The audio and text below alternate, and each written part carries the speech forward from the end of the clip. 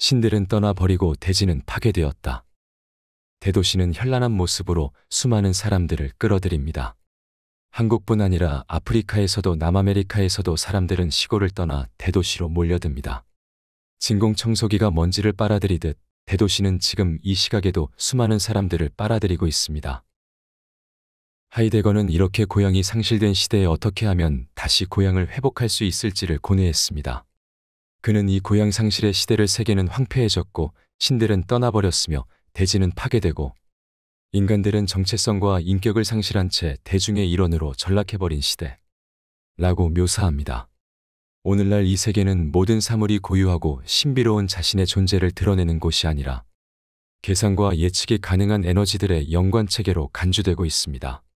사물뿐 아니라 인간까지도 한갓 에너지원으로 여겨지면서 자신들의 에너지를 최대한 뽑아내도록 내몰리고 있는 것이지요. 이런 의미에서 하이데거는 오늘날의 세계를 황폐한 세계라고 부릅니다. 오늘날 우리는 권태와 무기력으로부터 벗어나기 위해 소비와 오락 등 자극적인 것에 탐닉하거나 남의 흠을 들추어 자신의 우월함을 확인하려는 가십거리로 하루를 채우고 있다. 하이데거는 이를 두고 오늘날 인간은 존재를 망각했다고 이야기한다. 비교의식, 잡담과 호기심이 지배하는 삶. 하이데거는 존재와 시간에서 우리의 일상적 삶이 잡담과 호기심으로 점철되어 있다고 보았습니다. 타인에 대한 비교의식에 일상적으로 사로잡혀 있는 우리는 학업 성적이나 사회적 지위, 재산 같은 세간적인 가치들을 중심으로 하여 자신을 타인과 비교하고 규정합니다. 학업 성적이 보잘것없으면 자신을 공부 못하는 사람으로 규정하고 공부 잘하는 사람에 대해서 열등감을 느낍니다. 이런 의미에서 하이데거는 우리는 일상적으로 격차에 대한 우려에 사로잡혀 있다고 말합니다. 자신이 타인보다 많이 뒤떨어져 있으면 그 격차를 줄이려 하고 타인이 자신을 바짝 뒤쫓아오면 그 격차를 벌리려고 합니다. 이렇게 비교의식이 지배하는 인간관계에서 사람들은 부지불식간에 서로 경쟁하게 되고 서로에 대해 노골적으로 질투하거나 혹은 은밀하게 시기합니다. 또 호의라는 가면을 쓰고 서로 위하는 척하면서도 사실은 서로 살피고 남몰래 엿들으며 반목하고 있습니다. 이렇게 비교의식이 일상을 지배함에 따라 타인에 대한 우리의 관심은 자신의 권태를 메우는 수단이 되거나 다른 사람의 흠을 들추어 그들보다 자신이 우월하다는 것을 확인하기 위한 호기심이 되기 쉽습니다. 또한 타인에 대해 우리가 하는 말 역시 그 사람에 대한 아무런 애정이나 진실성이 깃들어 있지 않은 잡담이 되곤 합니다.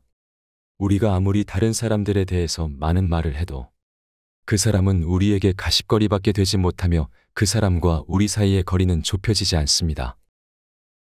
다른 사람들보다 더 많은 세간적인 가치를 실현하기 위해 바쁘게 살지만 정작 마음 밑바닥에서 우리는 이러한 삶에 대해 염증과 공허감을 느끼고 있습니다. 그것을 밀어내기 위해 우리는 호기심에 차서 끊임없이 새로운 것들을 쫓아다니고 그 과정에서 맛보게 되는 긴장과 흥분으로 허한 마음을 메우려 합니다. 우리는 항상 기분 속에 존재한다. 우리는 항상 기분 속에서 존재합니다. 서양의 전통 철학에서는 인간은 이성적 동물이며 기분이나 감정은 세계와 사물을 객관적으로 파악하는 데 방해가 된다고 보았습니다. 즉, 기분이나 감정에 사로잡히지 말아야 한다는 것이었지요. 그런데 하이데거는 인간은 항상 어떤 기분 속에 존재하고 기분을 떠나서는 존재할 수 없다고 봅니다. 우리의 일상적인 기분은 대개 무덤덤하고 밋밋하기에 우리는 자신이 항상 기분 속에 존재하고 있다는 사실을 의식하지 못하는 경우가 많습니다. 그러나 무덤덤하고 밋밋한 기분도 기분입니다. 우리가 모든 기분과 감정으로부터 벗어나야 순조롭게 진행될 것 같은 학문적 탐구도 특정한 기분 속에서 행해져야 합니다. 흥분된 기분 속에서는 학문을 할 수 없습니다. 학문은 차분하면서도 냉정한 기분을 요구합니다. 우리는 항상 특정 기분 속에 존재합니다. 따라서 어떤 기분에서 벗어나는 것은 다른 기분으로 전환하는 방식으로만 가능합니다. 예를 들어 우리가 우울하거나 불쾌한 기분 속에 있을 때면 신나는 음악을 듣거나 친구를 만나 잡담을 하면서 유쾌한 기분으로 전환하는 것처럼 말이지요. 기분이라는 것은 항상 세계를 특정 색깔로 물들입니다. 슬픈 기분에 빠져 있을 때는 세계 전체가 어둡게 나타납니다. 그런데 대부분의 기분들은 어떤 특정 사정에서 비롯되고 그 사정의 변화와 함께 사라지는 변덕스러운 성격을 가지고 있습니다. 예를 들어 우리는 부모님이 돌아가셨기 때문에 슬퍼하고 대학 시험에 떨어졌기 때문에 슬퍼합니다. 그런데 이러한 특정 사정들과는 아무런 상관없이 우리를 엄습하면서 세계 전체를 그 이전과는 완전히 다르게 계시하는 기분이 있습니다. 이러한 기분을 하이데거는 근본 기분이라고 부릅니다. 비교의식이 지배하는 삶. 우리가 타인과 자신을 비교할 때 그 척도가 되는 것은 부나 명예와 가치 사회가 우리에게 주입한 가치들입니다. 이러한 가치들은 우리 자신이 주체적으로 선택한 것이 아니라 어릴 적부터 사회를 대신하여 가정이나 학교가 우리에게 주입해온 것들입니다. 하이데거는 비교의식이 지배하는 삶에서 우리는 자기 삶의 주체로 사는 것이 아니라 익명의 타인들에게 예속된 채 그들의 자의와 변덕에 따라 휘둘리고 있다고 이야기합니다. 이때의 타인들이란 어떤 특정 인물들이 아닌 사회, 즉 익명의 세상 사람입니다. 따라서 사람들은 자신이 하나의 독자적인 주체로서 사유하고 행동한다고 말하지만 사실은 하나의 세상 사람으로서 사유하고 행동하고 있을 뿐입니다. 하이데거는 일상적인 삶의 자아란 사실은 세상 사람으로서의 자기라고 이야기합니다. 이 말은 세상 사람이야말로 우리 삶의 실질적인 주체라는 뜻입니다. 그렇다고 하이데거가 우리를 두고 재물에 대한 탐욕이나 본능적인 욕망에 수동적으로 놀아나는 부도덕한 사람들이라고 말하는 것은 아닙니다. 오히려 하이데거는 대부분의 사람은 그러한 본능적인 욕망이나 소유욕에서 벗어나려 하고 사회가 제시하는 도덕적인 기준에 따라 살기 위해 노력하고 있다고 생각할 것입니다. 그런데 왜 하이데거는 우리가 세상 사람으로서의 삶에서 벗어나야 한다고 말하는 것일까요? 그 이유는 우리가 아무리 도덕적으로 살려고 노력해도 이러한 삶은 비교의식의 지배를 받고 있기 때문입니다. 우리는 항상 다른 사람들의 시선을 의식하고 다른 사람들로부터 도덕적인 사람이라는 칭송을 듣고 싶어하며 다른 사람들의 부도덕한 면을 궁금해하고 파헤치면서 그 사람들에 대한 우월감을 느끼고 싶어합니다. 장미는 그 자신에도 관심이 없고 사람들이 자신을 보는지도 묻지 않는다. 그러나 우리는 흔히 남들이 자신을 어떻게 볼까 걱정합니다. 그리고 이렇게 타인의 시선에 신경을 쓰면서 우리는 자기 자신을 강하게 의식합니다. 특히 타인의 시선을 느끼는 불편한 자리라면 우리는 자기 자신을 더욱 강하게 의식합니다. 타인의 시선이 불편한 이유는 나라는 존재가 그들이 평가하는 대상으로 완전히 전락해버리기 때문입니다. 우리는 남들이 나를 훌륭한 존재로 인정해 주기를 기대하지만 나를 보잘것없는 인간이라고 평가하더라도 어쩔 수가 없습니다. 이런 의미에서 사르트르는 타인의 시선은 나의 지옥이라고 말하기도 했습니다. 이에 반해 장미는 사람들의 시선에 개의치 않고 그저 호젓하게 피어 있습니다. 장미는 그 자신에게 관심이 없다는 말은 사람들이 자신을 보는지도 묻지 않는다는 말과 깊은 연관이 있습니다. 장미는 자신의 고유한 존재를 발현하고 있을 뿐이며 그렇게 존재하는 것 자체만으로 평온한 기쁨 속에 있습니다. 우리는 대개 시험에 합격하거나 승진을 하는 등 특별한 이유가 있을 때 기쁨을 느낍니다. 이 경우 그 바탕에는 비교의식과 자아의식이 작용합니다. 남들은 시험에 떨어졌지만 나는 붙었고 남들은 승진하지 못했는데 나는 승진했다는 우월감이 깔려 있기 때문이지요. 불안은 일상을 어떻게 붕괴시키는가? 신체가 건강할 때에는 누구나 자신에게 죽음이 한참 후에나 올 것으로 생각합니다. 그러나 죽음의 순간은 규정되어 있지 않으며 언제든 우리를 찾아올 수 있습니다. 이런 의미에서 우리는 태어나자마자 죽음에로 던져져 있고 죽음은 우리 자신의 삶 한가운데 이미 침입해 있다고 할 수 있습니다. 우리는 보통 죽음으로부터 도피하려고 합니다. 하지만 이러한 도피는 결국은 불안이라는 기분이 대두되지 못하게 억누르는 것이라고 할 수 있습니다. 죽음은 언제라도 닥칠 수 있는 것이기에 죽음이 자신을 고지해오는 기분인 불안은 삶의 근저에 항상 잠복해 있습니다. 그렇게 숨어 있기 때문에 시도 때도 없이 우리를 엄습해올 수 있는 것입니다. 불안은 우리가 항상 타고 다니는 전철 속에서 아니면 항상 반복되는 일상적인 일을 하던 중에 갑자기 우리를 사로잡을 수 있지요. 죽음에 대한 불안에 엄습될 때 죽음은 우선 우리를 위협하는 낯선 힘으로 나타납니다. 그리고 우리는 자신의 존재를 죽음의 직면에 있는 섬뜩하고 낯선 것으로 경험하게 됩니다. 그런데 이는 세상 사람이 제시하는 세간적인 가치에 대한 집착에서 우리가 완전히 벗어나지 못했기 때문입니다.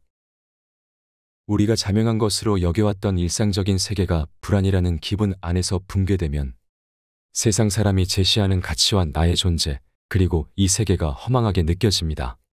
하지만 이 경우 우리가 경험하고 있는 것은 나의 존재와 세계 자체의 허망함과 세상 사람의 가치가 지배해온 일상적 세계의 허망함입니다. 나의 존재와 세계의 적나라한 실상은 바로 이때 드러납니다. 나의 존재는 죽음의 직면에 있는 허망한 것으로, 이 세계는 내 뜻과는 상관없이 흘러가면서 끊임없이 변하는 덧없는 세계로 드러나는 것이지요. 다시 말해 세상 사람으로서의 나라는 존재를 위협하는 황량하고 섬뜩한 현실로 나타나는 것입니다. 세상 사람으로서의 나를 탈각하지 못했다는 것은 세간적인 가치를 척도로 하여 남들보다 우위를 차지하려는 자기중심적인 자아로부터 벗어나지 못했음을 의미합니다.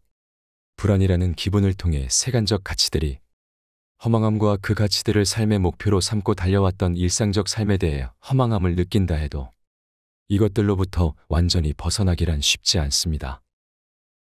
고독감, 무력감, 허무감을 어떻게 극복할 것인가? 인간은 동물과 달리 미래를 생각할 수 있기에 탄생에서 죽음에 이르는 자신의 삶 전체에 대해 고뇌하면서 어떻게 살 것인지 고민을 합니다. 이렇게 자신의 삶 전체를 문제 삼는 인간만의 독특한 존재 방식을 하이데거는 실존이라고 부릅니다. 삶에 대한 우리의 고뇌는 우리가 의식적으로든 무의식적으로든 느끼고 있는 고독감과 무력감 그리고 허무감을 어떻게 벗어날 수 있는가에 대한 고뇌입니다. 우리네 인생은 고독감과 무력감 그리고 허무감에서 벗어나려는 노력이라고 할 수 있습니다. 그렇기에 인간을 근본적으로 규정하는 욕망은 식욕이나 성욕보다는 고독감과 무력감 그리고 허무감에서 벗어나려는 욕망입니다. 이 욕망은 심지어 생존욕에 해당하는 식욕은 물론 번식욕에 해당하는 성욕까지도 규정합니다. 식사를 하더라도 우리는 가능하면 혼자보다는 마음에 맞는 사람들과 하고 싶어 합니다. 식사를 하면서 정을 나누고 싶어 하는 것입니다. 성행위도 마찬가지입니다. 우리는 단순히 성욕을 충족시키기 위해 혹은 자식을 낳기 위해 성행위를 하는 것을 넘어서 성관계를 통해 사랑을 함께 나누고 확인하고 싶어 합니다. 고독감과 무력감 그리고 허무감을 극복하려는 인간의 행위는 다양한 형태로 나타납니다. 그것은 악마적인 형태를 띨 수 있고 성스러운 형태를 띨 수도 있습니다. 인간은 이렇게 악마가 될 수 있는 가능성과 성자가 될 수 있는 가능성이 공존하고 있는 존재이며 이런 점에서 다른 동물과 100% 다르다고 할 수 있습니다. 인간이 악마적인 존재가 될 수 있다는 것은 특히 자신의 무력감을 극복하는 것과 관련해서 자주 나타납니다. 어릴 때는 약한 애들을 괴롭히거나 때리면서 어른이 되어서는 이른바 갑질을 하면서 자신의 힘을 느끼곤 합니다. 집단적인 차원으로는 다른 나라를 정복하고 그 나라의 여성들을 강간하는 방식으로 자신의 힘을 느낍니다. 칭기즈칸은 자신이 정복한 나라의 성인 남자들을 모두 살해했을 때 아녀자들이 울부짖는 소리를 들으며 쾌감을 느꼈다고 하지요. 인간이 어느 정도까지 악마가 될 수 있는지를 단적으로 보여주는 예라고 볼 수 있습니다. 그런가 하면 우리 인간은 무력한 사람들을 도와주면서 자신의 힘을 느끼곤 합니다. 이때 우리는 다른 사람과 하나가 되면서도 자신이 고양되는 느낌을 가질 수 있습니다. 또한 우리는 다른 동물이나 식물이 자라는 것을 도우면서 우리의 힘을 느끼기도 합니다. 이러한 힘은 다른 인간이나 사물을 지배하려는 힘이 아니라 그것들에 대한 존중과 사랑에 차 있는 힘입니다. 이 점에서 모든 것에 사랑을 느끼고 그것들의 성장을 도우려는 성자의 삶은 무력한 삶이 아니라 실은 가장 큰 힘으로 충만한 삶이라 할 수 있습니다. 고독감 역시 우리는 많은 경우 부정적인 방식으로 극복하려고 합니다. 광신적인 종교 집단이나 정치 집단에 들어가 자신들이야말로 진리를 추구하는 집단이라고 느끼는 방식으로 고독감을 지우려는 것이 그 예입니다. 광신적인 기독교도나 일부 이슬람교도 혹은 나치나 공산주의자들은 자신들만이 진리를 대변한다고 여기고 다른 종교를 믿는 사람들이나 다른 정치 집단을 악의 세력으로 간주하며 아무런 양심의 가책 없이 제거하려고 합니다. 고독감은 무력감과 마찬가지로 인간뿐 아니라 모든 생명을 존중하고 그것들에 대해 경의와 사랑을 느낄 때 진정으로 극복될 수 있습니다. 허무감을 극복하려는 방식들 중에도 부정적인 것들이 많습니다. 많은 종교와 정치적 이데올로기가 삶의 의미와 방향을 제공하려고 합니다. 그런데 이 중 상당수는 인간을 성장시키기보다는 퇴보시키는 성격을 띱니다. 우리가 자신의 탐욕을 극복하고 무생명을 존중하고 사랑하는 인간이 될 수 있게끔 돕기보다는 특정 도그마를 무조건적으로 신봉하게 하는 데 집중하는 것이지요. 본 내용은 출판사 21세기 북스 지은이 박창국님의 삶은 왜 짐이 되었는가 라는 도서에서 일부 발췌하였습니다. 고독감, 무력감, 허무감을 어떻게 극복할 것인가. 이 책은 하이데거의 철학을 통해서 인간의 존재와 관련된 깊은 이해와 고찰을 통해 우리가 경험하는 외로움, 무력감, 허무감과 같은 부정적인 감정들을 이해하고 이를 극복하는 방법을 알려주고 있습니다. 우리의 삶에 대해 더 깊이 생각해보고 어떻게 하면 보다 의미 있는 삶을 살아갈 수 있는지를 생각해 볼 수 있었습니다. 또한 인간의 이면을 살펴보면서 어떻게 하면 성장하고 발전할 수 있는지를 알 수 있었으며 우리는 악마와 성자의 모습을 이해하면서 더 나은 삶을 위한 방법을 모색할 수 있을 것입니다. 그리고 부정적인 감정에 사로잡히지 않도록 노력해야 될 것이며 영상을 보신 분들이 악마의 길을 가기보단 성자의 길을 택하시길 바라봅니다. 시청해 주셔서 감사합니다. 구독과 좋아요 부탁드립니다.